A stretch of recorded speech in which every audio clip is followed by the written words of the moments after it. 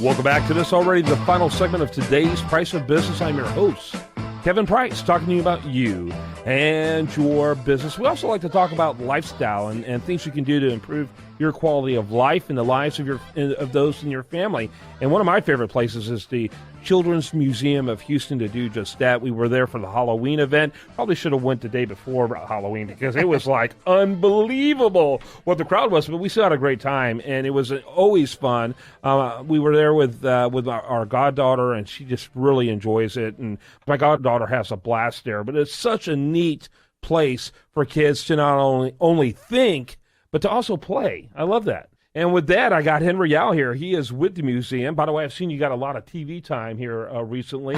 It's fantastic. I was thinking they might need to call CPS on you guys, Cow Protective Services, but with your bovine being stolen there. But yes. It did get recovered, right? It got recovered. That was actually the headlines that made it around the world. We were in the New York Times. I didn't realize how the extent of a missing cow. Well, maybe your next career will be crisis communications. I hope not.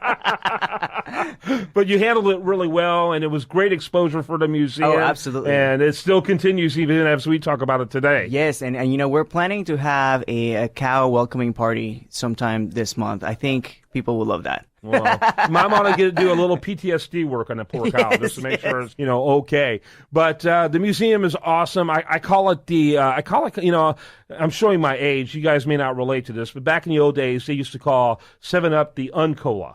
Because it was kind of like refreshing without the caffeine, kind of fun to drink. It's the Uncola. You guys are kind of like the Un-Museum in that, museums, don't touch, don't mess with that. Kind of like the Un-Museum because you can do all that kind of stuff. You're encouraged to do that. You wouldn't have it in that museum unless you wanted kids to engage with it. Absolutely. And so that's kind of cool. Yeah, You're the Un-Museum. We're a major misnomer. We shouldn't be called a museum. It should be called kids hands-on, minds-on interactivity.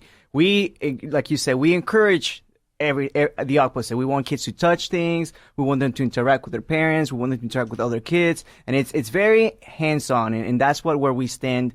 We're really different from other museums. Yeah, and with that, you couldn't find a business card big enough to say all that you guys do. So that's why you need to call it the Un-Museum. But exactly. But I think it's awesome what you guys do, and you've been doing it for a long time. And I think aren't you the largest children's museum in the country? We are not the largest, but we are America's #1 children's museum. And how do you quantify that?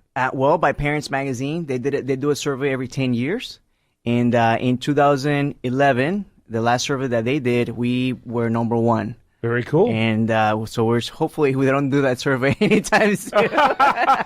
It's going to be bigger. What are you talking about? You're going to be #1 by a larger margin in the next one.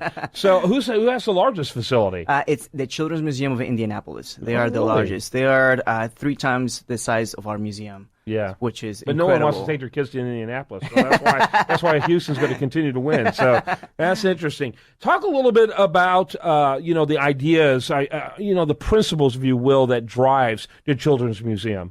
Well, definitely the kids, the kids and education. So, for example, trends that are happening in the community, like, for example, we had a couple of fun events, the Ninja Turtles, the Minions, Minecraft, all that stuff. But also education, the way in the direction that education is heading. For example, the STEM initiative has been in the headlines so much that, of course, we are part of it, science, technology, engineering, mathematics. So we kind of implement both education and the fun aspects. Otherwise, kids were not going to come to the museum. Yeah, that's exactly right. They need to get their hands on that to really appreciate it. And what's cool about it is that if their first exposure is to these essentially academic type things, fun exposure, that should translate well as they approach that in their education experiences. What's fun about the museum is that they're learning while having fun, and sometimes they don't even know that they're learning. Yeah, that's the best learning, in my experience. Yes, absolutely. And so that's cool. 2015 been a good year for y'all? It has been a great year. In fact, we're introducing a new experience at the museum. So I'll tell you the backstory. So the museum is under attack. Back in 2009, when we expanded the museum, construction workers actually found crystals. And these crystals, the U.S. Geological Service came out. They examined the crystals. They couldn't ID them. And because of that, we sort of just left them and we rattled them within the exhibits. The problem is people got word of it, and now we are being attacked by this agency called the Ridiculously Intelligent Villainous Agent League. And they're out to get those crystals. They got business card problems, too.